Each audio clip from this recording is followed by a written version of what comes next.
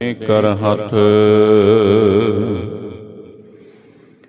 फिरत फिरत प्रभ आया, परया तो शरणाई।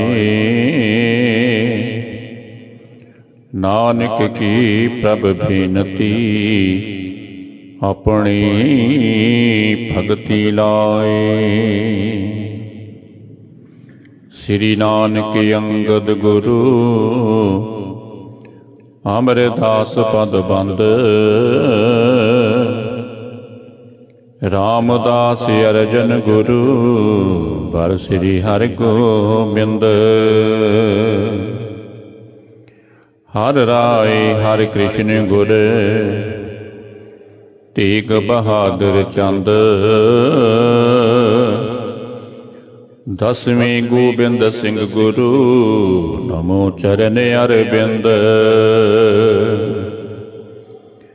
ज्यों बुलावे तो बोले स्वामी, कुदरत कवन हमारी।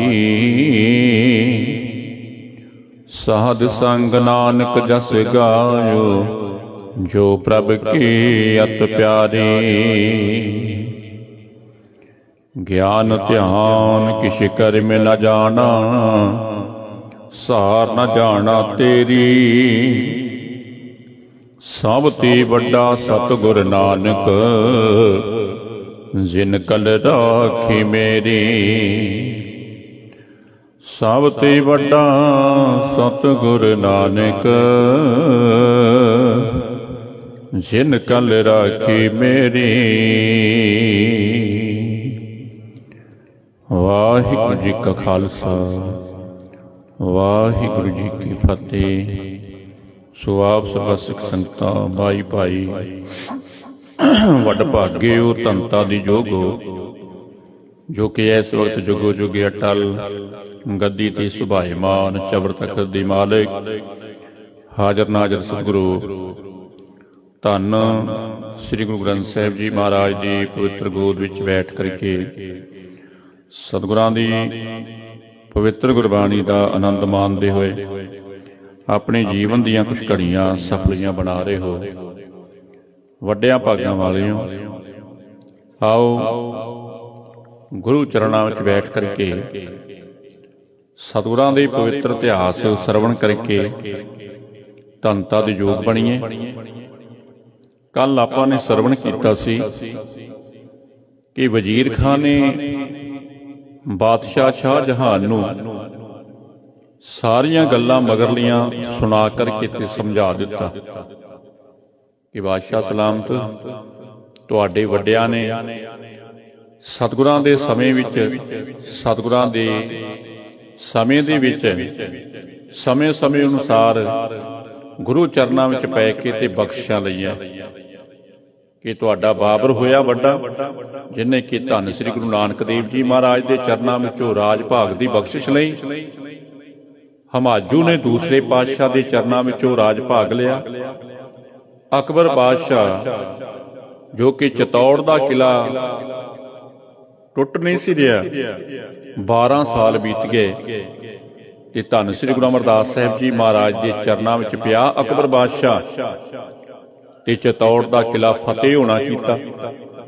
ते एक परगना जमीन का जिहड़ा गुरु दरबार दे नाल लगाना कीता अकबर बादशाह ने।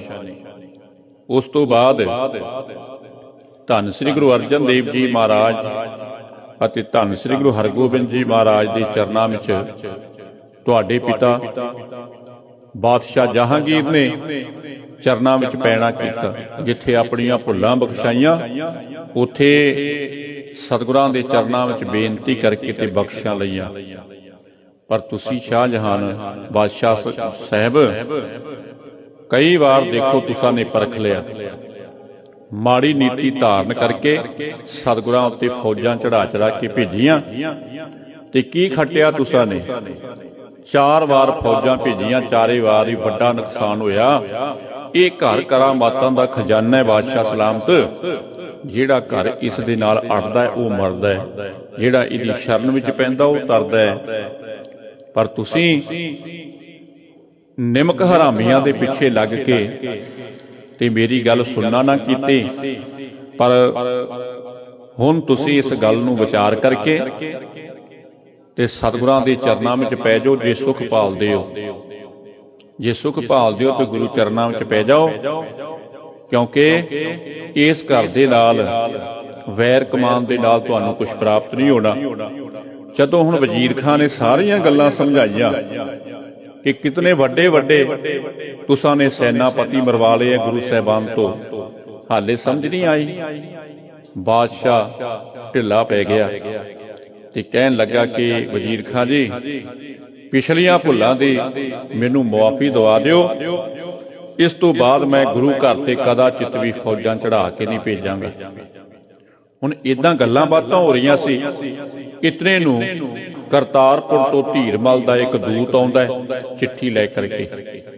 ਆਓ ਹੁਣ ਇਸ ਤੋਂ ਅੱਗੇ ਆਪਾਂ ਸਰਵਣ ਕਰੀਏ ਕਿ ਧੀਰਮਲ ਕਿਹੜੀ ਗੱਲ ਲਿਖ ਕਰਕੇ ਤੇ ਬਾਦਸ਼ਾਹ ਵੱਲੇ ਭੇਜਦਾ ਤੇ ਵਜ਼ੀਰ ਖਾਂ ਆਪਣੀ ਸਿਆਣਪ ਤੋਂ ਕੰਮ ਲੈਂਦਿਆਂ ਹੋਇਆ ਇਸ ਭੇਦ ਨੂੰ ਗੁਪਤ ਰੱਖਣਾ ਚਾਹੁੰਦਾ ਹੈ।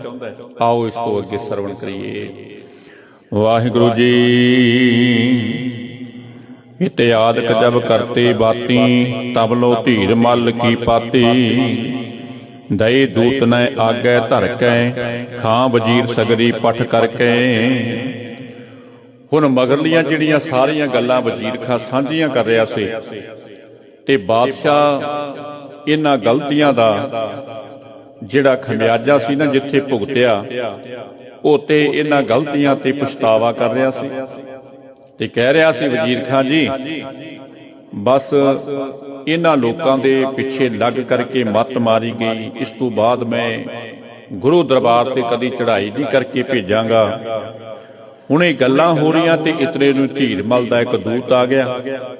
ਦੂਤ ਨੇ ਬਾਦਸ਼ਾਹ ਸਲਾਮਤ ਨੂੰ ਸਲਾਮ ਕਰਕੇ ਤੇ ਇੱਕ ਚਿੱਠੀ ਜਿਹੜੀ ਆ ਉਹ ਹੱਥ ਵਧਾ ਕੇ ਅੱਗੇ ਤੇ ਬਾਦਸ਼ਾਹ ਦੇ ਸਾਹਮਣੇ ਰੱਖਣਾ ਕੀਤੀ ਹੈ। ਦਏ ਦੂਤ ਨੇ ਆਗਿਆ ਧਰ ਕੇ ਕਿ ਇਸ ਦੂਤ ਨੇ ਧੀਰਮਲ ਵੱਲੋਂ ਭੇਜੀ ਹੋਈ ਚਿੱਠੀ ਬਾਦਸ਼ਾਹ ਦੇ ਸਾਹਮਣੇ ਰੱਖੀ ਤੇ ਵਜ਼ੀਰ ਖਾਂ ਨੇ ਇਹ ਚਿੱਠੀ ਚੁੱਕ ਕੇ ਤੇ ਪੜ੍ਹਨਾ ਕੀਤੀ ਹੈ।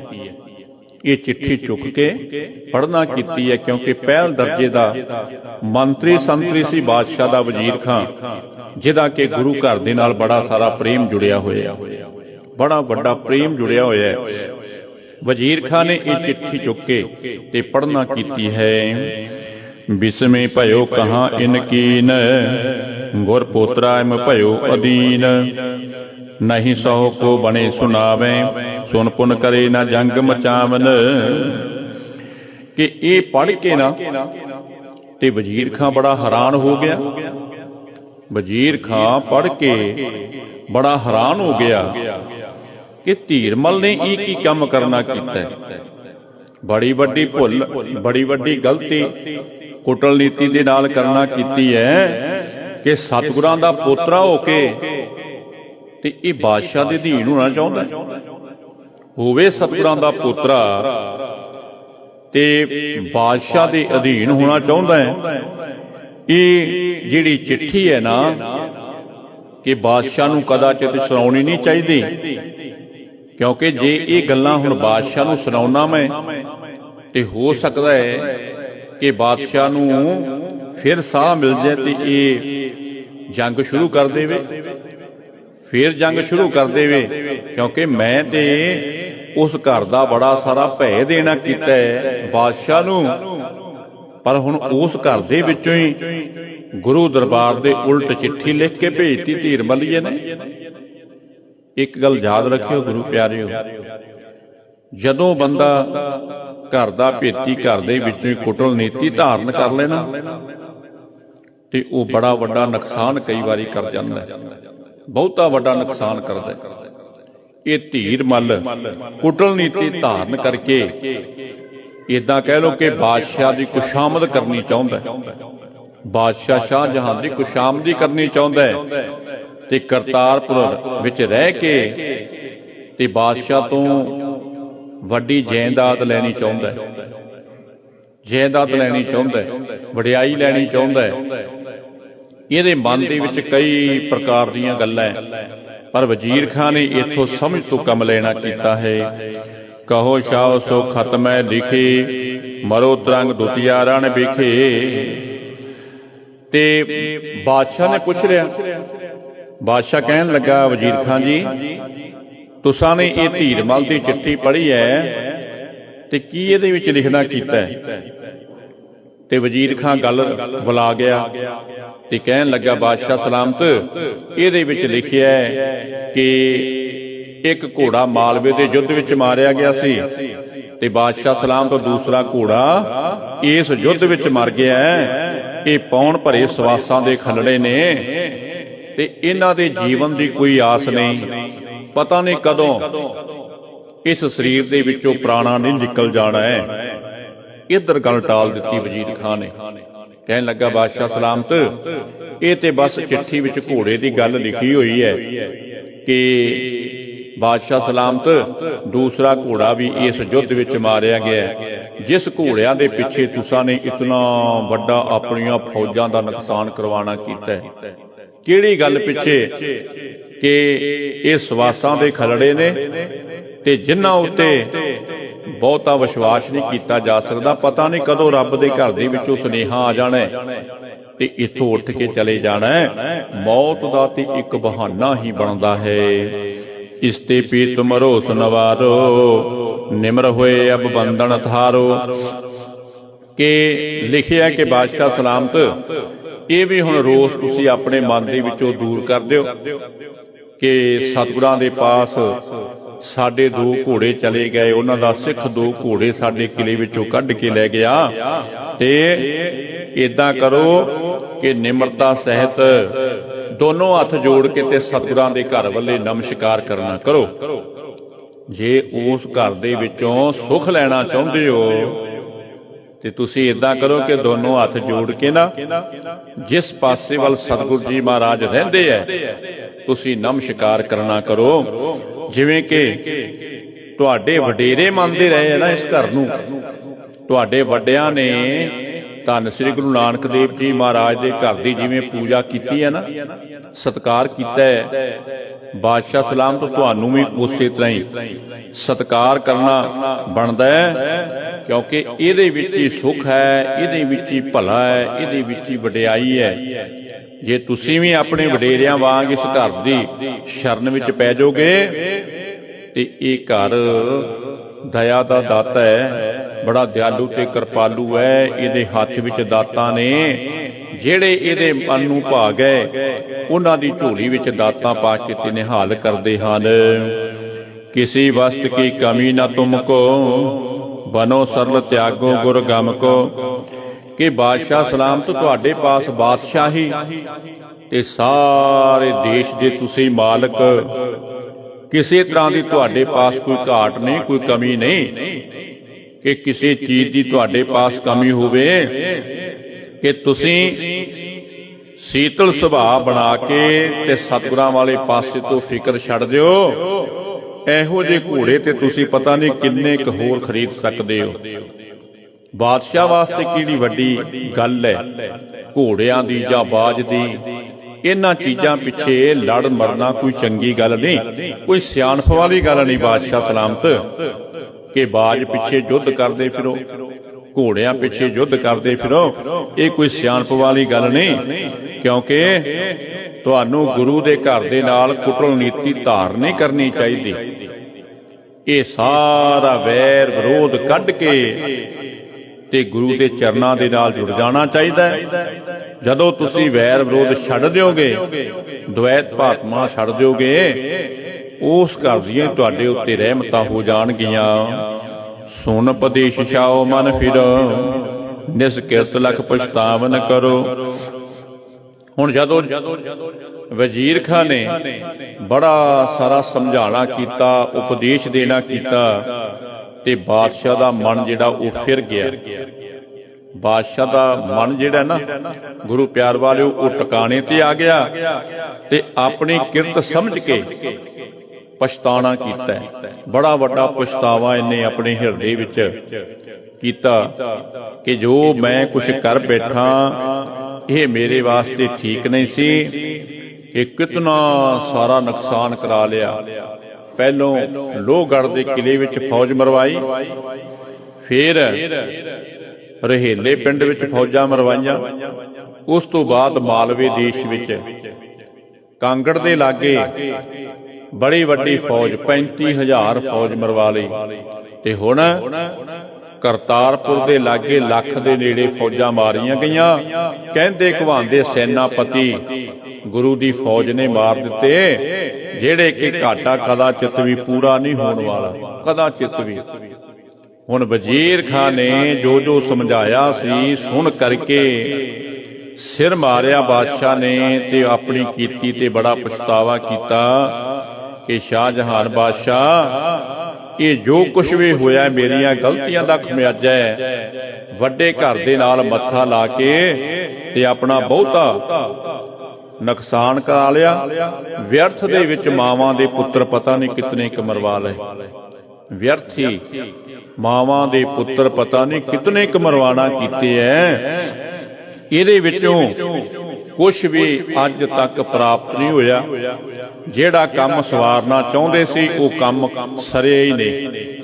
ਜਿਹੜਾ ਕੰਮ ਸਵਾਰਨਾ ਚਾਹੁੰਦੇ ਸੀ ਉਹ ਸਰਿਆ ਹੀ ਨਹੀਂ। ਨਾ ਬਾਜ ਮਿਲਿਆ, ਨਾ ਘੋੜੇ ਮਿਲੇ, ਇਤਿਆਦਿਕ ਇਹਨਾਂ ਦੇ ਪ੍ਰਤੀ ਸਦੋਂ ਵੱਡੀਆਂ ਫੌਜਾਂ ਦਾ ਘਾਣ ਕਰਵਾਣਾ ਕੀਤਾ ਹੈ। ਹਾਥ ਜੋਰ ਗੁਰਦਿਸ਼ਮੁਖ ਕਰਕੇ ਸਿਜਦਾ ਕੀਨ ਧਰਨ ਸਿਰ ਧਰ ਕੇ, ਇਹ ਸਾਰਾ ਪਛਤਾਵਾ ਕਰਕੇ ਨਾ ਹੱਥ ਜੋੜ ਕੇ ਤੇ ਸਤਿਗੁਰਾਂ ਵਾਲੇ ਪਾਸੇ ਮੂੰਹ ਕਰਕੇ ਤੇ ਬਾਦਸ਼ਾਹ ਸ਼ਾਹਜਹਾਨ ਨੇ ਨਮਸਕਾਰ ਕਰਨਾ ਕੀਤੀ ਹੈ। ਵਜ਼ੀਰ ਖਾਨ ਦੀਆਂ ਗੱਲਾਂ ਤੇ ਸੁਣ ਕੇ ਅਸਰ ਕੀਤਾ। ਦੋਨੋਂ ਹੱਥ ਜੋੜ ਕੇ ਸਤਿਗੁਰਾਂ ਵਾਲੇ ਪਾਸੇ ਫਿਰ ਇਹਨੇ ਨਮਸਕਾਰ ਕਰਨਾ ਕੀਤੀ ਹੈ। ਧਰਤੀ ਤੇ ਸਿਰ ਰੱਖ ਕੇ ਤੇ ਇਹਨੇ ਸਜਦਾ ਕੀਤਾ। ਜਿਹੜਾ ਸ਼ਾਹਜਹਾਨ ਬਾਦਸ਼ਾਹ ਬੜੀ ਆਕੜ ਰੱਖਦਾ ਸੀ, ਬੜਾ ਹੰਕਾਰ ਕਰਦਾ ਸੀ ਆਪਣੇ ਰਾਜ ਭਾਗ ਦਾ, ਤੇ ਗੁਰੂ ਦਰਬਾਰ ਦੀ ਤੋਹੀਨ ਕਰਦਾ ਸੀ, ਹੁਣ ਸਾਰਾ ਕੁਝ ਦੇਖ ਕੇ ਹੱਥ ਜੋੜ ਕੇ ਪਛਤਾਵੇ ਕਰਕੇ ਤੇ ਨਮਸਕਾਰਾਂ ਕਰਦਾ ਹੈ। ਕਿਉਂਕਿ ਗੁਰੂ ਪਿਆਰ ਵਾਲਿਓ, ਸਿਆਣੇ ਕਹਿੰਦੇ ਕਿ ਮੱਛੀ ਜਿਹੜੀ ਹੈ ਉਹ ਪੱਥਰ ਚੱਟ ਕੇ ਪਿਛਾਂ ਹਟਦੀ ਹੈ। ਇਦਾਂ ਹੀ ਦੇਖ ਲਓ ਕਿ ਇਹ ਸ਼ਾਹਜਹਾਨ ਬਾਦਸ਼ਾਹ ਨਾ ਸਭ ਕੁਝ ਦੇਖ ਕੇ ਤੇ ਸ਼ਾਂਤ ਹੋਇਆ, ਐਵੇਂ ਨਹੀਂ ਸੀ ਹੋਇਆ। ਬੜੀ ਵੱਡੀ ਮਾਰ ਧੰਨ ਸ੍ਰੀ ਗੁਰੂ ਨਾਨਕ ਦੇਵ ਜੀ ਮਹਾਰਾਜ ਦੇ ਘਰ ਨੇ ਪਾਣਾ ਕੀਤੀ, ਬਹੁਤ ਹੀ ਵੱਡੀ ਮਾਰ। ਹਿੱਲ ਗਿਆ ਸ਼ਾਹਜਹਾਨ ਬਾਦਸ਼ਾਹ, ਸਿਰ ਧਰ ਕੇ ਧਰਤੀ ਤੇ ਦੋਨੋਂ ਹੱਥ ਜੋੜ ਕੇ ਤੇ ਸਤਿਗੁਰਾਂ ਵਾਲੇ ਪਾਸੇ ਮੂੰਹ ਕਰਕੇ ਨਮਸਕਾਰ ਕੀਤੀ ਤੇ ਕਹਿੰਦਾ ਹੈ ਕਿ ਸਤਿਗੁਰੂ ਜੀ, ਹੁਣ ਮੈਂ ਆਪ ਜੀ ਦੇ ਨਾਲ ਕਿਸੇ ਤਰ੍ਹਾਂ ਦਾ ਧਰੋਹ ਨਹੀਂ ਕਮਾਵਾਂਗਾ, ਕੋਈ ਵੈਰ ਨਹੀਂ ਕਮਾਵਾਂਗਾ, ਕਿਸੇ ਤਰ੍ਹਾਂ ਦੀ ਹਿਰਦੇ ਵਿੱਚ ਕੁਟਲ ਨੀਤੀ ਨਹੀਂ ਕਰਾਂਗਾ, ਜਦ ਤੱਕ ਮੇਰੀ ਦੇਹ ਦੇ ਵਿੱਚ ਪ੍ਰਾਣ ਨੇ ਨਾ, ਮੈਂ ਕਦਾ ਵੀ ਮਾੜਾ ਸੋਚਾਂਗਾ ਨਹੀਂ। ਇਸ ਬਾਦਸ਼ਾਹ ਨੇ ਇਹ ਆਪਣੀ ਜ਼ਬਾਨ ਤੋਂ ਲਫ਼ਜ਼ ਕਹਿਣਾ ਕੀਤੇ ਕਿ ਜਿਤਨਾ ਚਿਰ ਮੇਰੀ ਦੇਹ ਦੇ ਵਿੱਚ ਪ੍ਰਾਣ ਨੇ, ਮੈਂ ਕਦਾ ਚਿਤ ਵੀ ਗੁਰੂ ਦਰਬਾਰ ਦੇ ਨਾਲ ਕੋਈ ਧਰੋਹ ਨਹੀਂ ਕਮਾਵਾਂਗਾ, ਕੋਈ ਜੰਗ ਨਹੀਂ ਕਰਾਂਗਾ, ਕੋਈ ਮਾੜੀ ਨਹੀਂ ਸੋਚਾਂਗਾ, ਸਦਾ ਹੀ ਇਸ ਘਰ ਦੇ ਅੱਗੇ ਨੀਵਾਂ ਹੋ ਕਰਕੇ ਰਹਾਂਗਾ। ਪਾਸ਼ਲ ਬਾਸ਼ਿਮਾ ਸਭ ਕਰੀਏ, ਸੋ ਪਰ ਨਹੀਂ ਕੋਪ ਕੋ ਧਰੀਏ। ਤੇ ਕਹਿੰਦਾ ਸਤਿਗੁਰੂ, ਪਿਛਲੀਆਂ ਕੀਤੀਆਂ ਹੋਈਆਂ ਗਲਤੀਆਂ ਦੀ ਮੈਨੂੰ ਮਾਫੀ ਦੇ ਦਿਓ। ਹਮ ਅਪਰਾਧੀ ਸਦ ਭੂਲ ਤੇ ਤੋ ਬਖਸ਼ਨਹਾਰੇ। ਬਾਦਸ਼ਾਹ ਸਲਾਮਤ ਕਹਿੰਦਾ ਸਤਿਗੁਰੂ, ਪਿੱਛੇ ਜਿਹੜੀਆਂ ਭੁੱਲਾਂ ਹੋਈਆਂ ਉਹਨਾਂ ਦੀ ਮੈਨੂੰ ਮਾਫੀ ਦੇਣਾ ਕਰੋ। ਮੇਰੇ ਉੱਤੇ ਕਿਸੇ ਤਰ੍ਹਾਂ ਦਾ ਗੁੱਸਾ ਨਾ ਧਾਰਨ ਕਰਿਓ ਤੇ ਦਇਆ ਦੇ ਘਰ ਵਿੱਚ ਆ ਕੇ ਮੇਰੇ ਉੱਤੇ ਦਿਆਲੂ ਤੇ ਕਿਰਪਾਲੂ ਰਿਓ, ਰਹਿਮਤਾਂ ਮੇਰੇ ਉੱਤੇ ਵਰਤਾਣਾ ਕਰਿਓ।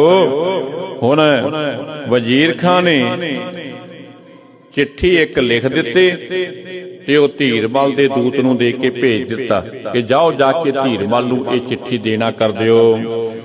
ਗੁਰ ਕਰ ਸੋ ਨੈ ਸ਼ਾਹੋ ਪਗਾਰੇ, ਬੰਧਨ ਕਰੀ ਭਇਓ ਅਨੁਸਾਰ। ਲੇਕਰ ਹਲਕਾਰਾ ਟਿਗ ਆਇਓ, ਪਟ ਕਰ ਧੀਰਮਲ ਹਰ ਖਾਇਓ। ਹੁਣ ਵਜ਼ੀਰ ਖਾਂ ਨੇ ਲਿਖਿਆ ਕਿ ਧੀਰਮਲ ਬਾਦਸ਼ਾਹ ਸਲਾਮਤ ਗੁਰੂ ਘਰ ਦੇ ਨਾਲ ਹੁਣ ਕਦਾ ਚਿੱਤ ਵਿਗਾੜ ਨਹੀਂ ਪਾਉਣਗੇ, ਸਦਾ ਹੀ ਇਹ ਗੁਰੂ ਦਰਬਾਰ ਅੱਗੇ ਨੀਵੇਂ ਹੋ ਕਰਕੇ ਰਹਿਣਗੇ। ਇਹ ਬੰਦਨਾ ਕਰਕੇ ਤੇ ਸਤਿਗੁਰਾਂ ਦੇ ਆਗਿਆ ਅਨੁਸਾਰ ਹੀ ਹੋ ਗਏ ਹੈ। ਸਦਾ ਹੀ ਉਹਨਾਂ ਦਾ ਹੁਕਮ ਮੰਨਣਗੇ, ਸਦਾ ਹੀ ਉਹਨਾਂ ਅੱਗੇ ਨੀਵੇਂ ਹੋ ਕਰਕੇ ਚੱਲਣਗੇ। ਉਹਨਾਂ ਨੇ ਆਪਣੀ ਭੁੱਲ ਜਿਹੜੀ ਉਹ ਬਖਸ਼ਾਣਾ ਕੀਤੀ ਹੈ। ਹੁਣ ਇਹ ਚਿੱਠੀ ਹਲਕਾਰਾ ਲੈ ਕੇ ਕਰਤਾਰਪੁਰ ਆਇਆ। ਜਦੋਂ ਹੁਣ ਧੀਰਮਲ ਨੂੰ ਇਹ ਚਿੱਠੀ ਦਿੱਤੀ ਹੈ ਨਾ, ਤੇ ਧੀਰਮਲ ਨੇ ਇਹ ਚਿੱਠੀ ਪੜ੍ਹੀ ਤੇ ਧੀਰਮਲ ਬੜਾ ਪ੍ਰਸੰਨ ਚਿਤ ਹੋ ਗਿਆ, ਬਹੁਤ ਖੁਸ਼ ਹੋਣਾ ਕੀਤਾ।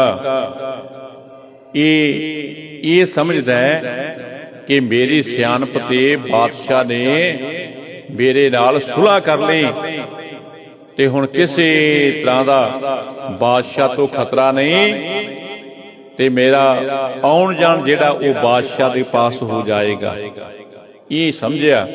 ਪਰ ਇੱਥੇ ਵਜ਼ੀਰ ਖਾਂ ਨੇ ਆਪਣੀ ਮੱਤ ਵਰਤ ਕੇ ਤੇ ਪੂਰੀ ਮੁਸਤੈਦੀ ਦੇ ਨਾਲ ਇਹ ਪੱਤਰਕਾ ਲਿਖੀ, ਬਾਦਸ਼ਾਹ ਵਾਲੇ ਪਾਸੇ ਤੋਂ ਵੀ ਤੇ ਧੀਰਮਲ ਵਾਲੇ ਪਾਸੇ ਤੋਂ ਵੀ।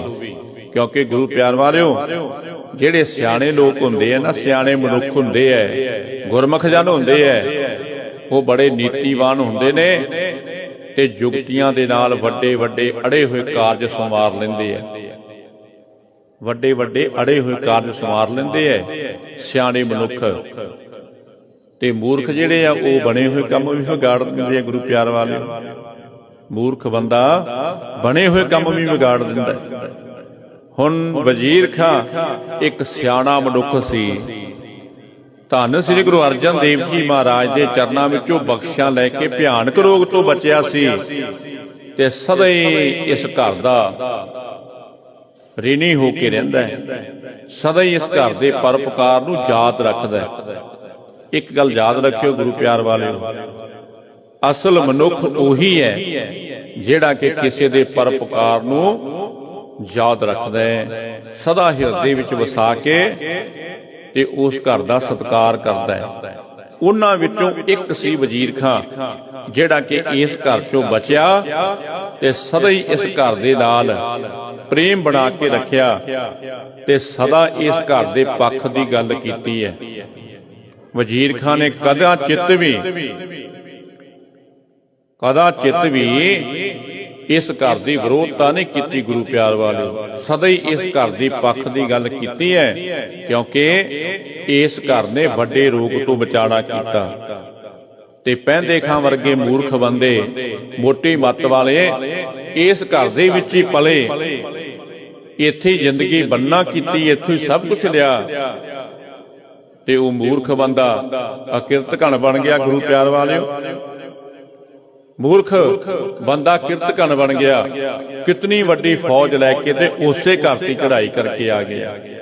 ਇਹ ਮੂਰਖਾਂ ਦੇ ਕੰਮ ਹੈ, ਜਿਨ੍ਹਾਂ ਨੇ ਕਿ ਪਰਉਪਕਾਰ ਭੁਲਾ ਕੇ ਤੇ ਕਿਰਤ ਘਣ ਬਣਨਾ ਕੀਤਾ ਕਿ ਇਸੇ ਯੁੱਧ ਵਿੱਚ ਫਿਰ ਸਤਿਗੁਰਾਂ ਦੇ ਹੱਥੋਂ ਮਾਰਿਆ ਗਿਆ, ਸਤਿਗੁਰਾਂ ਦੇ ਹੱਥੋਂ ਮਾਰਿਆ ਗਿਆ। ਪਰ ਸਤਿਗੁਰਾਂ ਨੇ ਫੇਰ ਵੀ ਪਛਤਾਵਾ ਕੀਤਾ ਤੇ ਦਇਆ ਦੇ ਘਰ ਵਿੱਚ ਆ ਕਰਕੇ ਇਹਨੂੰ ਫੇਰ ਵੀ ਮੁਕਤੀ ਦੀ ਦਾਤ ਬਖਸ਼ ਦਿੱਤੀ। ਆਖੋ ਸਤਨਾਮ ਸ੍ਰੀ ਵਾਹਿਗੁਰੂ। ਇਹ ਘਰ ਇਤਨਾ ਦਇਆਵਾਨ ਹੈ ਗੁਰੂ ਪਿਆਰ ਵਾਲਿਓ, ਕਦਾ ਚਿਤ ਵੀ ਕਿਸੇ ਉੱਤੇ ਇਹ ਘਰ ਵਾਧਾ ਨਹੀਂ ਕਰਦਾ, ਸਦਾ ਹੀ ਦਇਆ ਕਰਦਾ, ਸਦਾ ਹੀ ਦਇਆ ਕਰਦਾ। ਦੇਖੋ ਪੈਂਦੇ ਖਾਂ ਨੇ ਕੋਈ ਕਸਰ ਬਾਕੀ ਨਹੀਂ ਛੱਡੀ, ਪਰ ਸਤਿਗੁਰਾਂ ਨੇ ਫੇਰ ਵੀ ਇਹਦੇ ਉੱਤੇ ਰਹਿਮਤ ਵਰਤਾ ਦਿੱਤੀ। ਪਛਤਾਵਾ ਕੀਤਾ, ਮੁੜ ਕਰਕੇ ਯੁੱਧ ਨਹੀਂ ਕਰਾਂਗੇ, ਹਥਿਆਰ ਨਹੀਂ ਪਹਿਨਾਂਗੇ, ਹੱਥਾਂ ਚੋਂ ਪਾ ਲਿਆ ਹੋਇਆ ਹੀ ਉਹਨਾਂ ਹੱਥਾਂ ਦੇ ਨਾਲ ਮਾਰਨਾ ਪੈ ਗਿਆ। ਅਕਿਰਤ ਘਣ ਸੀ, ਹੁਣ ਪਛਤਾਵਾ ਕੀਤਾ। ਹੁਣ ਧੀਰਮਲ ਬੜਾ ਪ੍ਰਸੰਨ ਹੋ ਗਿਆ, ਮੇਰੀ ਗੱਲ ਬਣ ਗਈ ਕਿ ਹੁਣ ਬਾਦਸ਼ਾਹ ਦੇ ਨਾਲ ਮੇਰੀ ਮੁਲਾਕਾਤ ਹੋ ਜਾਇਆ ਕਰੇਗੀ। ਸ਼ਾਹ ਦਿਸਾ ਇਸ ਬਿਦ ਭੀ ਬਾਤੀ, ਆਪ ਗੁਰ ਕਥਾ ਸੁਨੋ ਅਦਵਾਤੀ। ਕੀਰਤਪੁਰ ਕੋ ਅਦਕ ਵਸਾਇਓ, ਸਿੱਖ ਸੰਤਨ ਕੋ ਆਨੰਦ ਉਪਾਇਓ। ਹੁਣ ਇਧਰ ਬਾਦਸ਼ਾਹ ਦੇ ਨਾਲ ਵਜ਼ੀਰ ਖਾਨ ਨੇ ਗੱਲਬਾਤ ਕਰਕੇ ਤੇ ਬਾਦਸ਼ਾਹ ਨੂੰ ਇਸ ਘਰ ਦਾ ਆਗਿਆਕਾਰੀ ਬਣਾਉਣ ਦੀ ਕੋਸ਼ਿਸ਼ ਕੀਤੀ ਹੈ ਤੇ ਇਹ ਬਣ ਗਿਆ। ਹੱਥ ਜੋੜ ਕੇ ਇਹਨੇ ਬੇਨਤੀ ਵੀ ਕੀਤੀ ਹੈ। ਢੇਰਮਲ ਦੀ ਚਿੱਠੀ ਆਈ ਤੇ ਉਹ ਵੀ ਸੰਭਾਲ ਲਈ ਆਪਣੀ ਯੁਕਤੀ ਦੇ ਨਾਲ। ਤੇ ਦੂਸਰੇ ਪਾਸੇ ਗੁਰੂ ਪਿਆਰ ਵਾਲਿਓ, ਧੰਨ ਸ੍ਰੀ ਗੁਰੂ ਹਰਗੋਬਿੰਦ ਜੀ ਮਹਾਰਾਜ ਮੀਰੀ ਪੀਰ ਦੇ ਮਾਲਕ ਸੱਚੇ ਪਾਤਸ਼ਾਹ ਕੀਰਤਪੁਰ ਸਾਹਿਬ ਵਿਖੇ ਰਹਿੰਦੇ ਐ। ਇਧਰ ਬਾਦਸ਼ਾਹ ਦੇ ਘਰ ਦੀ ਗੱਲ ਹੋਈ ਹੈ, ਦੂਸਰੇ ਪਾਸੇ ਧੰਨ ਸ੍ਰੀ ਗੁਰੂ ਹਰਗੋਬਿੰਦ ਜੀ ਮਹਾਰਾਜ ਕੀਰਤਪੁਰ ਸਾਹਿਬ ਵਿਖੇ ਸੁਭਾਏਮਾਨ ਨੇ। ਹਜ਼ਾਰਾਂ ਦੀ ਗਿਣਤੀ ਵਿੱਚ ਸੰਗਤਾਂ ਆਉਂਦੀਆਂ, ਹਜ਼ਾਰਾਂ ਦੀ ਗਿਣਤੀ ਵਿੱਚ ਸੰਗਤਾਂ ਆਉਂਦੀਆਂ ਤੇ ਸਤਿਗੁਰੂ ਜੀ ਬਖਸ਼ਿਆਂ ਦੇ ਕੇ ਆਪਣੀਆਂ ਸੰਗਤਾਂ ਨੂੰ ਨਿਹਾਲ ਕਰੀ ਜਾਂਦੇ ਆ। ਆਪਣੀਆਂ ਸੰਗਤਾਂ ਨੂੰ ਬਖਸ਼ਿਆਂ ਦੇ ਕੇ ਧੰਨ ਸ੍ਰੀ ਗੁਰੂ ਹਰਗੋਬਿੰਦ ਜੀ ਮਹਾਰਾਜ ਨਿਹਾਲ ਕਰੀ ਜਾਂਦੇ ਐ। ਕੀਰਤਪੁਰ ਵਿਖੇ ਸਦਾ ਹੀ ਭੀੜ ਲੱਗੀ ਰਹਿੰਦੀ ਹੈ। ਕੋਈ ਆ ਰਿਹਾ ਤੇ ਕੋਈ ਜਾ ਰਿਹਾ। ਆਪਣੇ ਦਸਵੰਧ ਦੀਆਂ ਕਾਰ ਭਿਟਾਵਾਂ ਸਤਿਗੁਰਾਂ ਦੇ ਚਰਨਾਂ ਵਿੱਚ ਲਿਆ ਕੇ ਅਰਪਣ ਕਰਦੇ ਐ, ਭੇਟਾ ਕਰਦੇ ਐ ਤੇ ਜੋ ਕੁਛ ਮੰਗਦੇ ਐ ਉਹੀ ਕੁਛ ਪ੍ਰਾਪਤ ਹੁੰਦਾ ਹੈ। ਕਬੂ ਜਾਏ ਗੁਰ ਕਰੇ ਅਖੀਰੈ, ਹੋਏ ਬੇਹੰਗ ਮਿਰਗ ਮੁਕਤ ਕਨੇਰੈ। ਕਦੇ ਕਦੇ ਸਤਿਗੁਰੂ ਜੀ ਮਹਾਰਾਜ ਸ਼ਿਕਾਰ ਖੇਡਣ ਜਾਂਦੇ ਐ, ਆਪਣੇ ਯੋਧਿਆਂ ਨੂੰ ਨਾਲ ਲੈ ਕੇ ਬੜੇ ਸਾਰੇ ਜੀਵਾਂ ਦਾ ਉਧਾਰ ਕਰਦੇ ਐ, ਬੜੇ ਸਾਰੇ ਜੀਵਾਂ ਦਾ ਉਧਾਰ ਕਰਦੇ ਐ। ਤੇ ਸੰਗਤਾਂ ਸਤਿਗੁਰਾਂ ਦੇ ਦਰਸ਼ਨ ਕਰਨ ਵਾਸਤੇ ਆਉਂਦੀਆਂ। ਮਸੰਦ ਹੁਣ ਗੁਰੂ ਕੀਆਂ ਸਿੱਖ ਸੰਗਤਾਂ ਨੂੰ ਆਪੋ ਆਪਣੇ ਇਲਾਕਿਆਂ ਵਿੱਚੋਂ ਪ੍ਰੇਰ ਕੇ ਲਿਆਉਂਦੇ ਐ ਤੇ ਸੰਗਤਾਂ ਫਿਰ ਆਉਂਦੀਆਂ ਤੇ ਬੜਾ ਸਾਰਾ ਧਨ ਲੈ ਕੇ ਆਉਂਦੀਆਂ। ਬਹੁਤਾ ਧਨ ਸਤਿਗੁਰਾਂ ਦੇ ਚਰਨਾਂ ਵਿੱਚ ਚੜਾਉਣਾ ਕਰਦੀਆਂ ਹਨ। ਚਾਰੋ ਦਿਸਤੇ ਗੁਰ ਕੀ ਕਾਰ, ਨਿਤ ਪ੍ਰਤ ਆਵੇ ਦਰਬ ਉਧਾਰ। ਕਿ ਚਾਰੇ ਪਾਸਿਆਂ ਤੋਂ ਕਾਰ ਭਿਟਾਵਾ ਗੁਰੂ ਦਰਬਾਰ ਦੇ ਵਿੱਚ ਅਰਪਣ ਹੁੰਦੀਆਂ। ਹਰ ਰੋਜ਼ ਬੜਾ ਧਨ ਆਉਂਦਾ ਤੇ ਰਾਤ ਦਿਨ ਗੁਰੂ ਕਾ ਅਟੁੱਟ ਲੰਗਰ ਵਰਤਦਾ ਹੈ। ਗੁਰੂ ਪਿਆਰ ਵਾਲੇ, ਰਾਤ ਦਿਨ ਲੰਗਰ ਦੀ ਪ੍ਰਥਾ ਚੱਲਦੀ ਹੈ। ਕੋਈ ਵੀ ਆਉਂਦਾ ਇਸ ਘਰ ਦੇ ਵਿੱਚ ਉਹਨੂੰ ਪ੍ਰਸ਼ਾਦਾ ਪਾਣੀ ਮਿਲਦਾ ਹੈ। ਕੋਈ ਵੀ ਆਉਂਦਾ ਉਹਨੂੰ ਪ੍ਰਸ਼ਾਦਾ ਪਾਣੀ ਮਿਲਦਾ ਹੈ। ਕੋਈ ਤਨ ਤੋਂ ਨੰਗਾ ਆਉਂਦਾ ਤੇ ਉਹਨੂੰ ਵਸਤਰ ਵੀ ਮਿਲਦੇ ਆ। ਗੁਰੂ ਪਿਆਰ ਵਾਲੇ, ਇਦਾਂ ਹੁਣ ਸਤਿਗੁਰੂ ਜੀ ਮਹਾਰਾਜ ਸਦਾ ਹੀ ਜੰਗ ਛੱਡ ਦਿੱਤੇ ਤੇ ਕੀਰਤਪੁਰ ਵਿਖੇ ਆਪਣੀਆਂ ਸੰਗਤਾਂ ਉੱਤੇ ਮਿਹਰਾਂ ਵਰਤਾਈ ਜਾਂਦੇ ਆ, ਮਿਹਰਾਂ ਵਰਤਾਈ ਜਾਂਦੇ ਆ। ਪੈਂਦੇ ਖਾਂ ਮਰਿਆ ਸਤਿਗੁਰਾਂ ਦੇ ਹਸਤ ਕਮਲਾਂ ਵਿੱਚੋਂ ਸਤਿਗੁਰਾਂ ਨੇ ਜੰਗ ਹੀ ਛੱਡ ਦਿੱਤਾ। ਕਹਿਣ ਲੱਗੇ ਹੋਏ ਇਸ ਤੋਂ ਬਾਅਦ ਕੋਈ ਜੰਗ ਨਹੀਂ ਕਰਾਂਗੇ, ਨਾ ਹਥਿਆਰ ਪਹਿਨਣੇ ਕਰਾਂਗੇ। ਹੁਣ ਸਤਿਗੁਰੂ ਜੀ ਮਹਾਰਾਜ ਕੀਰਤਪੁਰ ਸਾਹਿਬ ਵਿਖੇ ਆਪਣੇ ਸੇਵਕਾਂ ਨੂੰ ਬਖਸ਼ਿਆਂ ਦੇ ਕੇ ਨਿਹਾਲ ਕਰਦੇ ਹਨ। ਮੇਲਾ ਲਗੋ ਰਹੇ ਦਰਬਾਰ, ਦਰਸ਼ਨ ਦੇਖੇ ਆਨੰਦ ਉਧਾਰ। ਕਿ ਸਦਾ ਹੀ ਸਤਿਗੁਰਾਂ ਦੇ ਪਾਸ ਮੇਲਾ ਲੱਗਾ ਰਹਿੰਦਾ। ਬਹੁਤ ਸਾਰੀਆਂ ਸੰਗਤਾਂ ਵੱਡੀ ਗਿਣਤੀ ਵਿੱਚ ਪਹੁੰਚਦੀਆਂ। ਹੁਣ ਕੀਰਤਪੁਰ ਸਾਹਿਬ ਵਿਖੇ ਮੇਲਾ ਲੱਗਾ ਰਹਿੰਦਾ ਹੈ। ਦਰਸ਼ਨ ਕਰਕੇ ਤੇ ਵੱਡੇ ਆਨੰਦ ਦੀ ਪ੍ਰਾਪਤੀ ਕਰਦੇ ਐ। ਕਥਾ ਕੀਰਤਨ ਹਰ ਰੋਜ਼ ਸਤਿਗੁਰਾਂ ਦੇ ਦਰਬਾਰ ਵਿੱਚ ਹੁੰਦਾ ਹੈ। ਹਰ ਰੋਜ਼ ਸਤਿਗੁਰਾਂ ਦੇ ਦਰਬਾਰ ਵਿੱਚ ਕਥਾ ਕੀਰਤਨ ਹੁੰਦਾ ਹੈ। ਸੁਣ ਸੁਣ ਕੇ ਤੇ ਸੰਗਤਾਂ ਦੇ ਮਨ ਨਿਰਮਲ ਹੁੰਦੇ ਐ, ਸ਼ੁੱਧ ਬੁੱਧੀ ਦੀ ਦਾਤ ਮਿਲਦੀ ਹੈ। ਸੁਣਿਆ ਮੰਨਿਆ ਮਨ ਕੀਤਾ ਭਾਉ। ਗੁਰੂ ਕੀਆਂ ਸਿੱਖ ਸੰਗਤਾਂ ਆਉਂਦੀਆਂ ਤਨ ਕਰਕੇ ਮਨ ਕਰਕੇ ਕਥਾ ਕੀਰਤਨ ਸਰਵਣ ਕਰਦੀਆਂ ਤੇ ਸਭ ਮਾਈ ਭਾਈ ਦੇ ਮਨ ਜਿਹੜੇ ਨਿਰਮਲ ਹੁੰਦੇ ਐ, ਸ਼ਵੱਛ ਹੁੰਦੇ ਐ ਤੇ ਮਨ ਦੇ ਵਿੱਚ ਹਿਰਦੇ ਵਿੱਚ ਕਥਾ ਕੀਰਤਨ ਵਸਾ ਕੇ ਸਤਨਾਮ ਦਾ ਸਿਮਰਨ ਕਰਕੇ ਤੇ ਗੁਰੂ ਪਿਆਰੇ ਵੱਡਾ ਆਨੰਦ ਲੈਣਾ ਕਰਦੇ ਹਨ। ਇੱਕ ਦਿਨ ਬੈਠੇ ਸਭਾ ਲਗਾਏ, ਦੂਰ ਦੇਸ਼ ਤੇ ਦੁਐਸ ਖਿਆਏ। ਤੈ ਕੀ ਸੰਗਤ ਲਿਖੇ ਅਰਦਾਸ, ਪਹੁੰਚਾਈ ਸਤਿਗੁਰ ਕੇ ਪਾਸ। ਹੁਣ ਸਮਾਂ ਆਪਣੀ ਚਾਲ ਚੱਲਦਾ ਗਿਆ। ਗੁਰੂ ਰੂਪ ਸਾਧ ਸੰਗਤ ਜੀ, ਇੱਕ ਦਿਨ ਐਸਾ ਹੋਇਆ ਕਿ ਸਤਿਗੁਰ ਜੀ ਮਹਾਰਾਜ ਦੀਵਾਨ ਸਜਾ ਕੇ ਸੁਭਾਏਮਾਨ ਨੇ ਤੇ ਦੋ ਸਿੱਖ ਦੂਰ ਦੇਸ਼ ਤੋਂ ਆਏ ਹੈ ਗੁਰੂ ਚਰਨਾਂ ਵਿੱਚ। ਦੋ ਸਿੱਖ ਦੂਰ ਦੇਸ਼ ਤੋਂ ਸਤਿਗੁਰਾਂ ਦੇ ਚਰਨਾਂ ਵਿੱਚ ਆਏ ਹੈ ਤੇ ਉਹਨਾਂ ਨੇ ਜਿਸ ਦੇਸ਼ ਤੋਂ ਆਏ ਸੀ ਉਸ ਦੇਸ਼ ਦੇ ਸੰਗਤ ਦੀ ਮਨ ਦੀ ਭਾਵਨਾ ਅਰਦਾਸ ਲਿਖ ਕੇ ਤੇ ਲਿਆਉਣਾ ਕੀਤੀ ਹੈ ਸਤਿਗੁਰਾਂ ਦੇ ਚਰਨਾਂ ਵਿੱਚ। ਜਿਸ ਦੇਸ਼ ਤੋਂ ਇਹ ਸਿੱਖ ਆਏ ਉਸ ਦੇਸ਼ ਦੀ ਸੰਗਤ ਦੇ ਮਨ ਦੀ ਪੁਕਾਰ, ਮਨ ਦੀ ਜਿਹੜੀ ਕਾਮਨਾ ਉਹ ਲਿਖ ਕੇ ਤੇ ਸਤਿਗੁਰੂ ਜੀ ਮਹਾਰਾਜ ਦੇ ਪਾਸ ਪਹੁੰਚਾਣਾ ਕੀਤੀ ਹੈ, ਸਤਿਗੁਰਾਂ ਦੇ ਚਰਨਾਂ ਵਿੱਚ ਰੱਖਣਾ ਕੀਤੀ ਹੈ ਕਿ ਸਤਿਗੁਰੂ ਜੀ ਅਸੀਂ ਫਲਾਣੇ ਦੇਸ਼ ਤੋਂ ਆਏ ਆ ਤੇ ਤੁਹਾਡੀਆਂ ਸੰਗਤਾਂ ਨੇ ਤੁਹਾਨੂੰ ਯਾਦ ਕਰਨਾ ਕੀਤਾ ਹੈ। ਕਰ ਬੰਧਨ ਧਰ ਦੀਨ ਅਗਾਰੀ, ਖੋਲ ਸੁਪਟੀ ਹਕੀਕਤ ਸਾਰੀ। ਇਹਨਾਂ ਦੋਨਾਂ ਸਿੱਖਾਂ ਨੇ ਨਾ ਸਤਿਗੁਰਾਂ ਨੂੰ ਨਮਸਕਾਰ ਕਰਕੇ ਤੇ ਪੱਤਰਕਾ ਸਾਹਮਣੇ ਰੱਖੀ ਹੈ ਤੇ ਜਦੋਂ ਹੁਣ ਇਹ ਪੱਤਰਕਾ ਇਹਨਾਂ ਨੇ ਸਾਹਮਣੇ ਰੱਖਣਾ ਕੀਤੀ ਹੈ ਤੇ ਸਤਿਗੁਰੂ ਜੀ ਮਹਾਰਾਜ ਨੇ ਖੋਲ ਕੇ ਪੜ੍ਹਨਾ ਕੀਤੀ ਹੈ। ਪੜ੍ਹੀ ਇਹ ਚਿੱਠੀ ਸਤਿਗੁਰਾਂ ਨੇ ਆਪ, ਜੋ ਕੁਝ ਸੰਗਤਾਂ ਨੇ ਇਹਦੇ ਵਿੱਚ ਲਿਖਿਆ ਹੋਇਆ ਸੀ।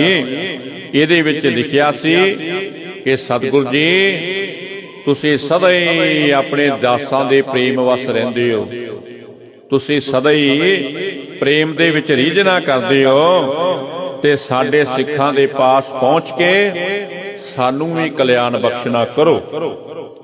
ਇਹ ਇਦਾਂ ਕਹਿ ਲਓ ਗੁਰੂ ਪਿਆਰ ਵਾਲਿਓ ਕਿ ਸ੍ਰੀ ਲੰਕਾ ਦੇ ਵਿੱਚੋਂ ਇਹ ਸਿੱਖ ਆਏ ਸੀ ਤੇ ਸੰਗਤਾਂ ਨੇ ਬੇਨਤੀ ਭੇਜੀ ਸੀ ਕਿ ਸਤਿਗੁਰੂ ਜੀ ਤੁਸੀਂ ਇੱਥੇ ਸਾਡੇ ਇਲਾਕੇ ਵਿੱਚ ਆ ਕੇ ਚਰਨ ਪਾਓ ਤੇ ਇੱਥੇ ਆ ਕੇ ਸਾਨੂੰ ਦਰਸ਼ਨਦਾਰੇ ਦੇ ਕੇ ਸਾਡੀ ਕਲਿਆਣ ਕਰੋ ਤੇ ਨਾਲ ਜੋ ਅਸੀਂ ਭੇਟਾਵਾਂ ਚੜਾਉਣਾ ਚਾਹੁੰਦੇ ਆ ਨਾ ਸਾਡੀਆਂ ਭੇਟਾਵਾਂ ਤੁਸੀਂ ਮਨਜ਼ੂਰ ਕਰ ਲਵੋ।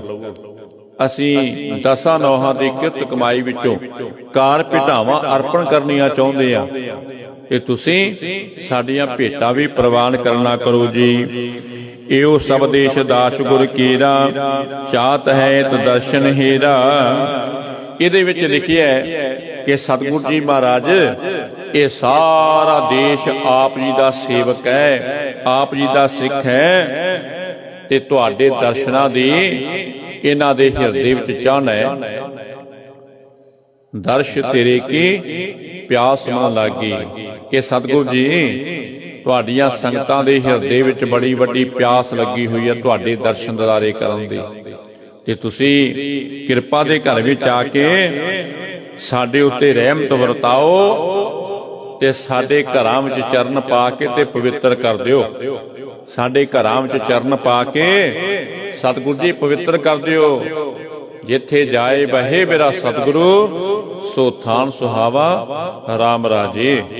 ਜਿੱਥੇ ਮੇਰੇ ਸਤਿਗੁਰਾਂ ਨੇ ਚਰਨ ਪਾਏ ਨਾ ਉੱਥੇ ਜੰਗਲਾਂ ਵਿੱਚ ਵੀ ਮੰਗਲ ਲੱਗ ਗਿਆ ਗੁਰੂ ਪਿਆਰ ਵਾਲਿਓ।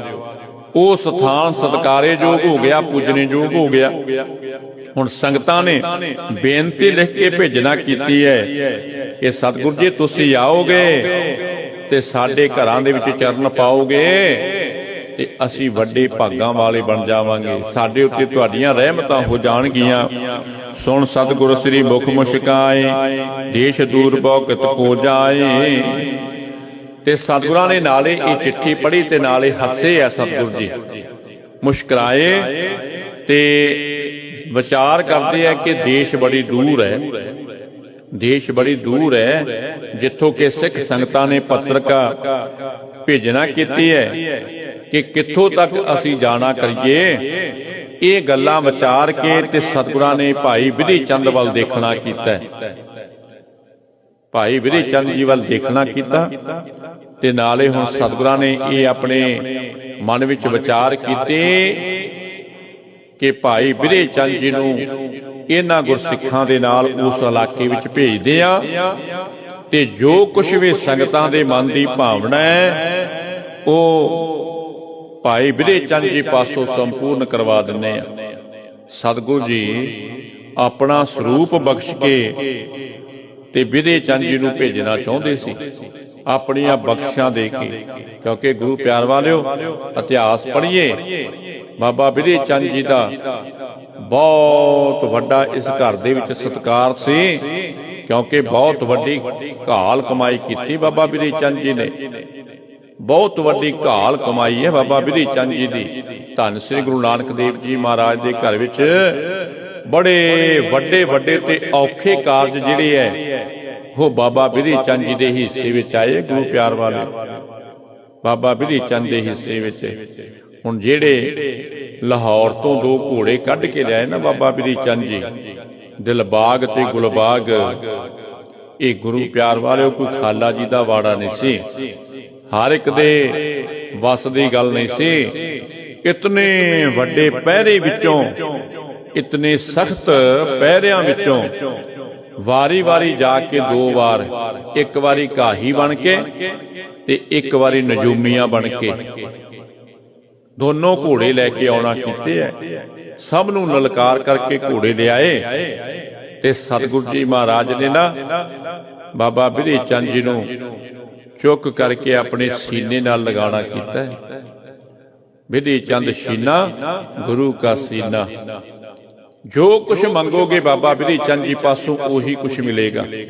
ਇਹ ਬਖਸ਼ਾਂ ਧੰਨ ਸ੍ਰੀ ਗੁਰੂ ਹਰਗੋਬਿੰਦ ਜੀ ਮਹਾਰਾਜ ਨੇ ਦੇਣੀਆਂ ਕੀਤੀਆਂ ਪ੍ਰਸੰਨ ਚਿੱਤ ਹੋ ਕੇ। ਜਦੋਂ ਦੋਨੇ ਘੋੜੇ ਵਾਰੀ ਮਾਲਵੇ ਇਲਾਕੇ ਵਿੱਚ ਕਾਂਗੜ ਦੇ ਲਾਗੇ ਲੈ ਕਰਕੇ ਆਏ ਬਾਬਾ ਬਿਧੀ ਚੰਦ ਜੀ। ਬਹੁਤ ਵੱਡੀਆਂ ਕਮਾਈਆਂ ਕੀਤੀਆਂ ਹੋਈਆਂ ਤੇ ਸਤਿਗੁਰੂ ਜੀ ਮਹਾਰਾਜ ਦੇ ਚਰਨਾਂ ਦੀ ਸੇਵਾ ਕਰਕੇ ਬੇਅੰਤ ਸ਼ਕਤੀਆਂ ਦੇ ਮਾਲਕ ਬਣ ਚੁੱਕੇ ਸੀ। ਬੇਅੰਤ ਸ਼ਕਤੀਆਂ ਦੇ ਮਾਲਕ। ਹੁਣ ਬਾਬਾ ਬਿਧੀ ਚੰਦ ਨੂੰ ਇਹ ਬਖਸ਼ਾਂ ਦੇ ਕੇ ਸਤਿਗੁਰੂ ਜੀ ਮਹਾਰਾਜ ਸ੍ਰੀ ਲੰਕਾ ਦੀਆਂ ਸੰਗਤਾਂ ਨੂੰ ਦਰਸ਼ਨ ਦਿਦਾਰੇ ਦੇਣ ਵਾਸਤੇ ਭੇਜਣਾ ਚਾਹੁੰਦੇ ਹਨ। ਤੋਹੇ ਮੋਏ ਮੈਂ ਭੇਦ ਨਾ ਕੋਈ, ਪਹੁੰਚੋ ਤਹਾਂ ਸਿਦਕ ਲਿਓ ਜੋਈ। ਸਭ ਸੰਗਤ ਕੋ ਦਰਸ਼ਨ ਦੀਜੈ, ਗੁਰ ਕੀ ਕਾਰ ਸੰਭਾਲ ਸੁਲੀਜੈ।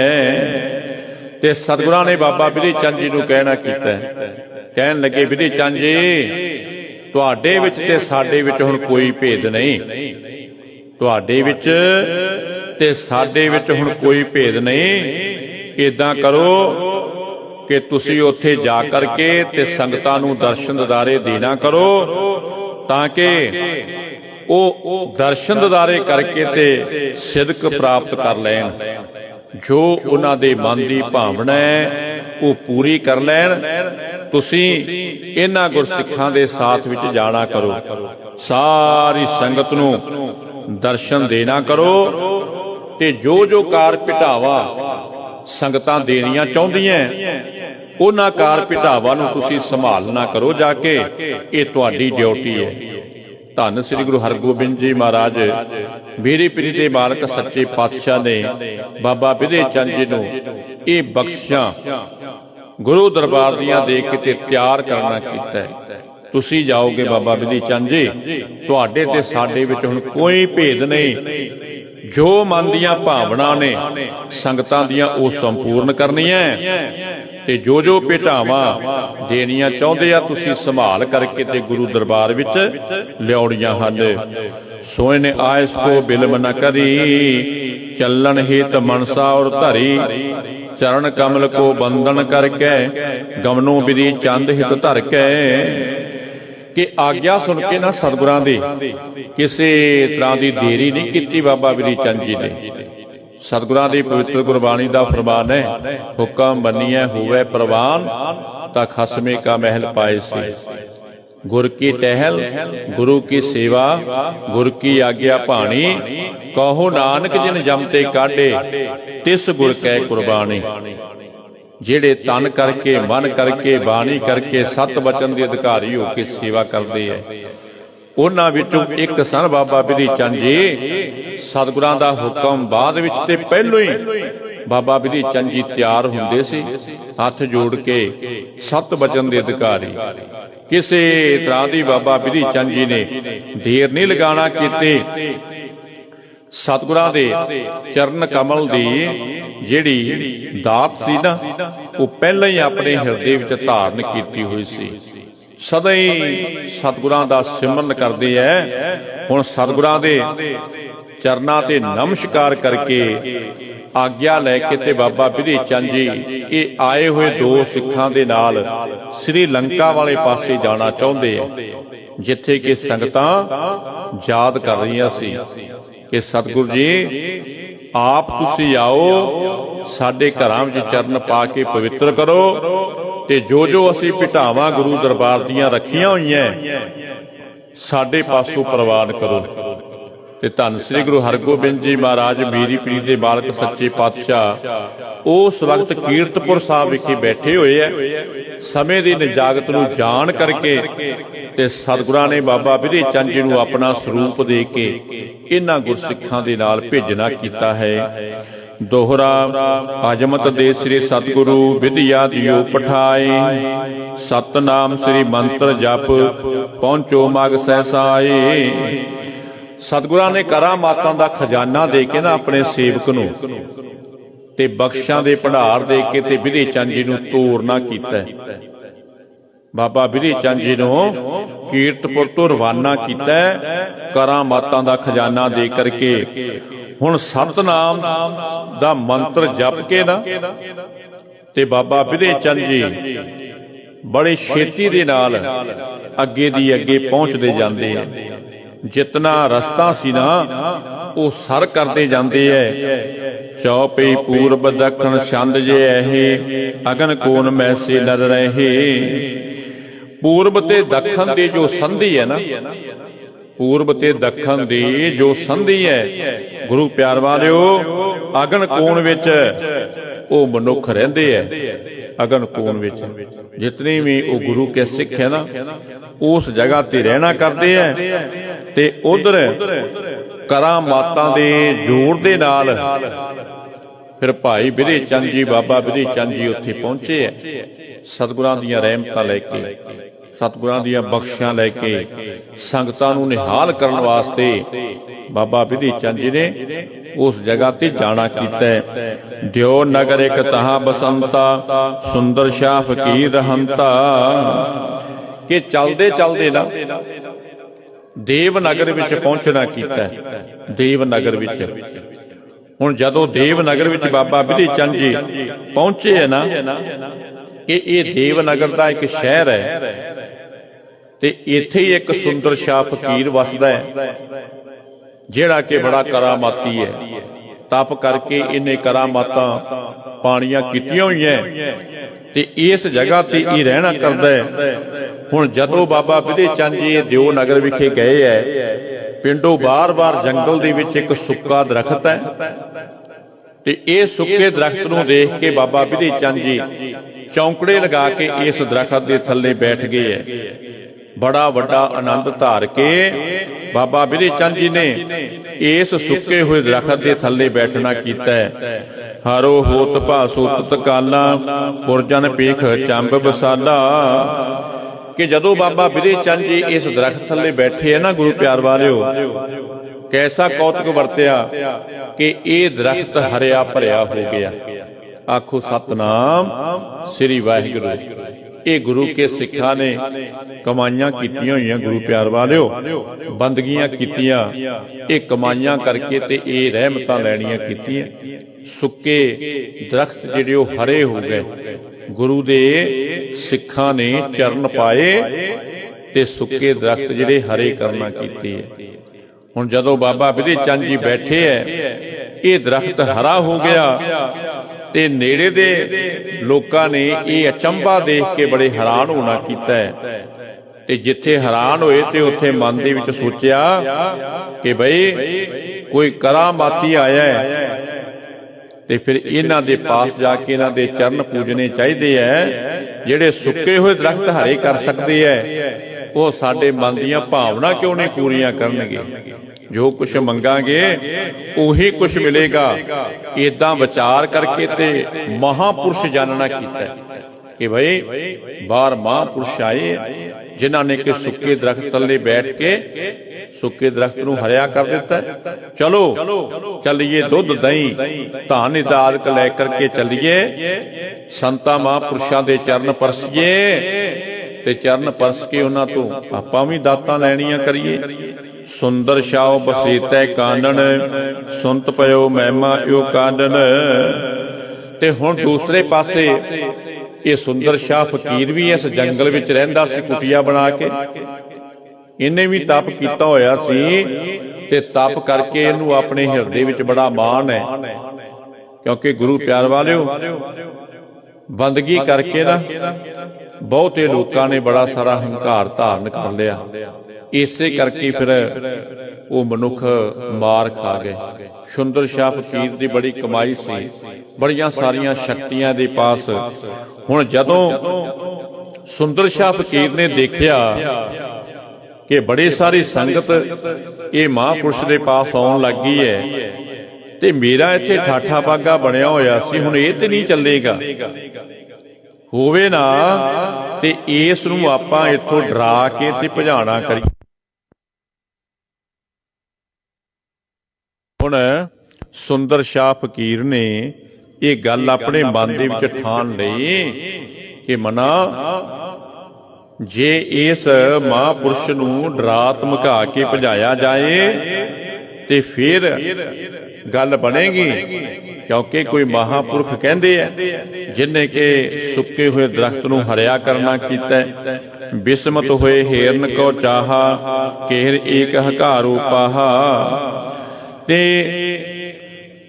ਇਹਨੇ ਨਾ ਬੜਾ ਹੈਰਾਨ ਹੋਣਾ ਕੀਤਾ ਤੇ ਹਿਰਦੇ ਦੇ ਵਿੱਚ ਇਹਨੇ ਵਿਰੋਧਤਾ ਕਰਨਾ ਕੀਤੀ ਹੈ। ਵਿਰੋਧਤਾ ਕਰਕੇ ਨਾ ਤੇ ਇਹਨੇ ਹੁਣ ਮਨ ਦੇ ਵਿੱਚ ਇਹ ਚਾਹਿਆ ਕਿ ਇਸ ਮਹਾਂਪੁਰਖ ਨੂੰ ਡਰਾ ਕੇ ਇੱਥੋਂ ਭੇਜਿਆ ਜਾਏ, ਨਹੀਂ ਤਾਂ ਮੇਰੇ ਪਾਸ ਤੇ ਕਿਸੇ ਨਹੀਂ ਆਉਣਾ। ਇਹਨੇ ਫਿਰ ਕੀ ਕੀਤਾ ਗੁਰੂ ਪਿਆਰ ਵਾਲਿਓ, ਆਪਣੀ ਸ਼ਕਤੀ ਦੇ ਨਾਲ ਆਵਾਜ਼ ਮਾਰ ਕੇ ਤੇ ਇੱਕ ਸ਼ੇਰ ਨੂੰ ਬੁਲਾਣਾ ਕੀਤਾ।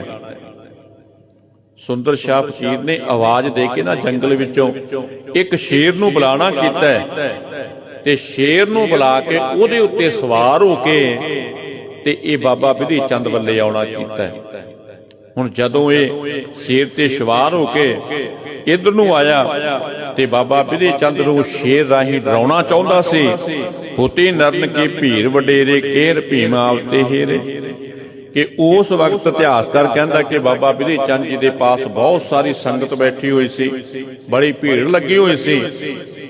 ਅੱਡੋ ਅੱਡ ਆਪੋ ਆਪਣੀਆਂ ਭਾਵਨਾਵਾਂ ਲੈ ਕੇ ਆਏ ਸੀ ਬਾਬਾ ਬਿਧੀ ਚੰਦ ਜੀ ਦੇ ਚਰਨਾਂ ਵਿੱਚ। ਹੁਣ ਜਦੋਂ ਇਹ ਸੰਗਤ ਬੈਠੀ ਹੋਈ ਨਾ, ਭੀੜ ਲੱਗੀ, ਤੇ ਹੁਣ ਸੰਗਤ ਨੇ ਸਾਹਮਣੇ ਤੋਂ ਸ਼ੇਰ ਆਉਂਦਾ ਦੇਖਿਆ ਤੇ ਸ਼ੇਰ ਨੂੰ ਦੇਖ ਕੇ ਹਰ ਕੋਈ ਡਰ ਜਾਂਦਾ। ਗੁਰੂ ਪਿਆਰ ਵਾਲਿਓ ਦਹਿਸ਼ਤ ਐਸੀ ਹੈ, ਇਹ ਸਾਰੇ ਲੋਕ ਡਰੇ ਐ ਤੇ ਡਰ ਕੇ ਆਪਣੀ ਨਗਰੀ ਨੂੰ ਭੱਜੇ ਐ। ਇਤਿਹਾਸਕਾਰ ਕਹਿੰਦਾ ਕਿ ਬਾਬਾ ਬਿਧੀ ਚੰਦ ਜੀ ਨੇ ਇਹਨਾਂ ਨੂੰ ਬੜਾ ਸਮਝਾਉਣਾ ਕੀਤਾ ਕਿ ਗੁਰੂ ਪਿਆਰਿਓ ਆਰਾਮ ਦੇ ਨਾਲ ਬੈਠੋ, ਤੁਹਾਡੇ ਤੱਕ ਇਹ ਸ਼ੇਰ ਆ ਹੀ ਨਹੀਂ ਸਕੇਗਾ, ਇਹ ਪਿੱਛੇ ਹੀ ਰਹਿ ਜਾਏਗਾ। ਪਰ ਡਰ ਐਸਾ, ਦਹਿਸ਼ਤ ਐਸੀ ਕਿ ਕਹਿੰਦੇ ਇਹ ਲੋਕਾਂ ਨੇ ਇਹ ਗੱਲ ਨਹੀਂ ਮੰਨੀ ਤੇ ਡਰ ਕੇ ਭੱਜ ਗਏ, ਆਪੋ ਆਪਣੇ ਘਰਾਂ ਨੂੰ ਇਹਨਾਂ ਨੇ ਜਾਣਾ ਕੀਤਾ। ਪਰ ਬਾਬਾ ਬਿਧੀ ਚੰਦ ਜੀ ਇੱਕ ਰਸ ਬਿਰਤੀ ਧਾਰ ਕੇ ਤੇ ਇੱਥੇ ਬੈਠੇ ਰਹੇ ਐ। ਸੁੰਦਰ ਸ਼ਾਹ ਨਿਕਟ ਜਬ ਆਇਓ, ਨਿਜ ਕੇਹਰ ਤੇ ਚਾਹਤ ਗਹਾਇਓ। ਤੇ ਜਦੋਂ ਹੁਣ ਸੁੰਦਰ ਸ਼ਾਹ ਫਕੀਰ ਜਿਹੜਾ ਸੀ ਇਹ ਸ਼ੇਰ ਤੇ ਚੜ੍ਹ ਕੇ ਲਾਗੇ ਆ ਗਿਆ ਨਾ, ਬਾਬਾ ਜੀ ਦੇ ਥੋੜੀ ਨੇੜੇ ਰਹਿ ਗਿਆ ਤੇ ਬਾਬਾ ਬਿਧੀ ਚੰਦ ਨੂੰ ਫੜਵਾਉਣਾ ਚਾਹੁੰਦਾ ਸੀ। ਤੇ ਕੀ ਹੋਇਆ ਕਿ ਬਾਬਾ ਬਿਧੀ ਚੰਦ ਜੀ ਨੇ ਆਪਣੇ ਨੇਤਰ ਖੋਲੇ। ਧੰਨ ਸ੍ਰੀ ਗੁਰੂ ਹਰਗੋਬਿੰਦ ਜੀ ਮਹਾਰਾਜ ਮੀਰੀ ਪੀਰ ਦੇ ਮਾਲਕ ਸੱਚੇ ਪਾਤਸ਼ਾਹ ਨੂੰ ਯਾਦ ਕੀਤਾ ਤੇ ਇਹਦੇ ਵੱਲ ਅੱਖਾਂ ਭਰ ਕੇ ਦੇਖਿਆ, ਨੇਤਰ ਭਰ ਕੇ ਦੇਖਿਆ। ਤੇ ਜਦੋਂ ਬਾਬਾ ਬਿਧੀ ਚੰਦ ਜੀ ਨੇ ਨੇਤਰ ਭਰ ਕੇ ਦੇਖਿਆ, ਜਿੱਥੇ ਜ ਆ ਰਿਹਾ ਸੀ ਨਾ ਸ਼ੇਰ ਗੁਰੂ ਪਿਆਰ ਵਾਲਿਓ, ਉੱਥੇ ਹੀ ਰੁਕ ਗਿਆ, ਲੱਕੜ ਬਣ ਗਿਆ। ਇੱਕ ਪੈਰ ਵੀ ਇਹ ਸ਼ੇਰ ਅੱਗੇ ਚੱਲ ਨਹੀਂ ਸਕਿਆ। ਸੁੰਦਰ ਸ਼ਾਹ ਨਿਕਟ ਜਬ ਆਇਓ, ਹੁਣ ਜਦੋਂ ਇਸ ਪਾਸੇ ਵੱਲ ਆਇਆ ਤੇ ਲੱਕੜ ਬਣ ਗਿਆ, ਇੱਕ ਪੈਰ ਵੀ ਹਿਲ ਨਹੀਂ ਸਕਿਆ। ਸੁੰਦਰ ਸ਼ਾਹ ਨੇ ਹੁਣ ਜਦੋਂ ਇਹ ਕੁਝ ਦੇਖਿਆ ਨਾ ਕਿ ਸ਼ੇਰ ਲੱਕੜ ਬਣ ਗਿਆ, ਇਹਦਾ ਮੂੰਹ ਸਿਰ ਵੀ ਨਹੀਂ ਹਿਲਦਾ, ਨਾ ਪੈਰ ਹਿਲਦੇ ਐ, ਇਹ ਤੇ ਇੱਕ ਜਗ੍ਹਾ ਤੇ ਜੰਮ ਗਿਆ, ਇੱਕ ਪੈਰ ਵੀ ਅੱਗੇ ਪਟ ਨਹੀਂ ਸਕਦਾ। ਤੇ ਸੁੰਦਰ ਸ਼ਾਹ ਨੇ ਨਾ ਫਿਰ ਆਪਣੀ ਕਰਾਮਾਤ ਦੇ ਨਾਲ ਗੁਰੂ ਪਿਆਰ ਵਾਲਿਓ ਬੜਾ ਜ਼ੋਰ ਲਗਾਇਆ ਇਸ ਸ਼ੇਰ ਨੂੰ ਤੋੜਨ ਵਾਸਤੇ, ਬਾਬਾ ਬਿਧੀ ਚੰਦ ਜੀ ਨੂੰ ਡਰਾਉਣ ਵਾਸਤੇ, ਕਿ ਦੌੜ ਕਰਕੇ ਇਹ ਸ਼ੇਰ ਇਹਦੇ ਉੱਤੇ ਪੈਣਾ ਕਰੇ, ਜਾਂ ਇਹਨੂੰ ਮਾਰ ਦੇਵੇ ਤੇ ਜਾਂ ਇਹਨੂੰ ਭਜਾ ਦੇਵੇ। पर गुरु प्यार वालियो इहदियां शक्तियां जिहड़ियां गुरु के सिख दे सामने सब फेल हो गईयां। आखो सतनाम श्री वाहिगुरू।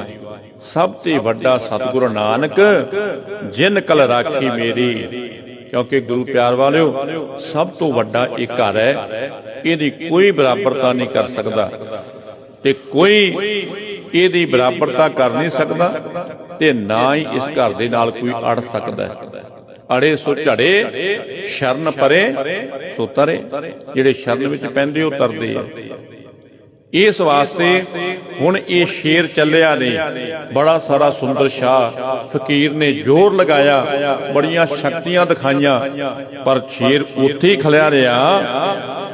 जदों हुण सारियां करामातां ला लईआं ना सुंदर शाह फकीर ने, थक हार गया ते जिहड़ा हिरदे दे विच शक्तियां दा हंकार सी ना, वो दूर हो गया, दूर हो गया, ढिला पै गया सुंदर शाह फकीर कि भाई ये ते कोई साडे तो भी उत्तम है, महान है, इहदी बराबरता कदाचित हो नहीं सकेगी।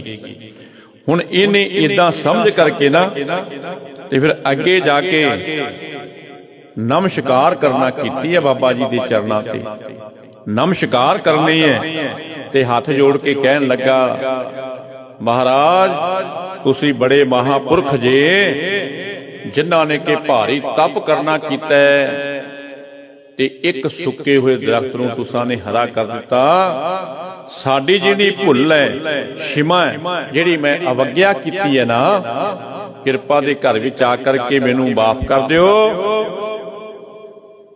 ते मेरी खता माफ कर दिओ ते इस शेर दी मुक्ति कर दिओ। हुण बाबा जी तुसी महापुरुष जे, महान जे, तुहाडी बराबरता असीं कर नहीं सकदे, इस शेर नूं भी मुक्ति दी दात दे दिओ। ते जदों हुण इहने तरला लिया ना, ते बाबा बिधि चंद जी दया दे घर विच आए है, दया दे घर विच आए है। क्योंकि गुरु प्यार वालियो ये घर बड़ा दयालु ते कृपालु है। निमाणियां नूं मान दिंदा, नताणियां नूं तान दिंदा है, न्योटियां नूं वोट दिंदा, नतरियां दी धिर बनदा है ते निआसियां नूं आसरा दिंदा ते शरण पियां दी लाज रखदा है। जिहड़ा शरण विच पै जाओ दी लाज रखदा है। हुण शरण विच पिया सी सुंदर शाह फकीर, बाबा जी दया दे घर विच आए ते रहमतां वरताउणा चाहुंदे है, किरपा करनी चाहुंदे है। हुण सतगुरु जी महाराज दे गुरसिख ने फिर इत्थे जुगती देना कीती है सुंदर शाह फकीर नूं। की किया? कहन लगे, सुंदर शाह फकीर जी इदां करो कि जल अपने हाथ विच लवो ते सतनाम दा सिमरन करके इहदे उत्ते छिड़क दिओ। उठो, जल लवो ते सतनाम दा सिमरन करके इस शेर दे उत्ते छिड़कना करो। जदों हुण सुंदर शाह फकीर ने जल लिया, इस शेर दे उत्ते छिड़किया ते इहदे प्राणां दा हो गया अंत ते इहदे विचों एक देवता मनुख जिहड़ा प्रगट होना कीता। ये प्राणा दा अंत हो गया, शेर जूनी चली गई, इहदे विचों एक देवता प्रगट होके ते सामने खलोना कीता है। ये सब कुछ देख के ते सुंदर शाह फिर बाबा जी दे चरनां ते ढह पिया। फिर बाबा जी दे चरनां ते ढह पिया ते चरनां ते ढह करके जिथे नमस्कार कीती ना सुंदर शाह फकीर ने, उथे फिर बाबा जी नूं कहंदा, बाबा जी ये की कैसा कौतक वरताना कीता जे, किरपा दे घर विच आ करके हुण इस कौतक दा निरीखण करके दर्शा दिओ ताकि हिरदे विच कोई शंका ना रह जाए। ये शेर तो एक देवता किवें बन गया, ये की कौतक है, कैसी करामात है, तुसी रहमतां वरता दिओ, इहदे बारे भी ये गुझा भेद सानू दर्शा दिओ। ते जदों हुण सुंदर शाह फकीर ने ये गुझा भेद समझना चाहया ना, ते बाबा बिधि चंद जी कहन लगे, सुंदर शाह फकीर जी आओ बैठो इत्थे ते इहदे पासों ही तुहानू इहदा वरतांत सुणाउंदे आ कि किद्दां ते किवें इहने मनुख बनना कीता, ये पिछे कौन सी ਤੇ ਇਹ ਸ਼ੇਰ ਦੀ ਜੂਨੀ ਵਿੱਚ ਕਿਵੇਂ ਆਇਆ, ਇਹ ਆਪਣੇ ਆਪ ਹੀ ਤੁਹਾਨੂੰ ਸਾਰਾ ਕੁਝ ਦਰਸਾਨਾ ਕਰੇਗਾ। ਸੋ ਅੱਜ ਇੱਥੇ ਸਮਾਪਤੀ, ਕੱਲ ਨੂੰ ਫੇਰ ਸਤਿਗੁਰੂ ਜੀ ਮਹਾਰਾਜ ਕਿਰਪਾ ਕਰਨਗੇ। ਜਿਵੇਂ ਵੀ ਇਹ ਸ਼ੇਰ ਆਪਣੀ ਵਿਥਿਆ ਦੱਸੇਗਾ ਤੇ ਸੁੰਦਰ ਸ਼ਾਹ ਫਕੀਰ ਸੁਣ ਕਰਕੇ ਧੰਨ ਧੰਨ ਕਹਿ ਉੱਠੇਗਾ। ਜੇ ਸਤਿਗੁਰਾਂ ਦੀ ਕਿਰਪਾ ਹੋਏਗੀ ਤੇ ਕੱਲ ਆਪ ਗੁਰੂ ਕੀਆਂ ਸਿੱਖ ਸੰਗਤਾਂ ਨੂੰ ਸਰਵਣ ਕਰਵਾਇਆ ਜਾਏਗਾ।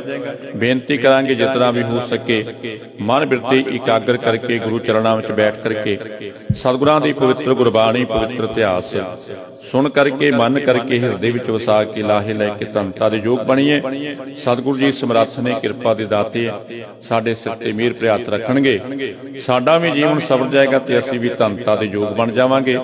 ਕਥਾ ਕਰਦਿਆਂ ਤੋਂ ਬੇਅੰਤ ਭੁੱਲਾਂ ਹੋਈਆਂ ਹੋਣਗੀਆਂ।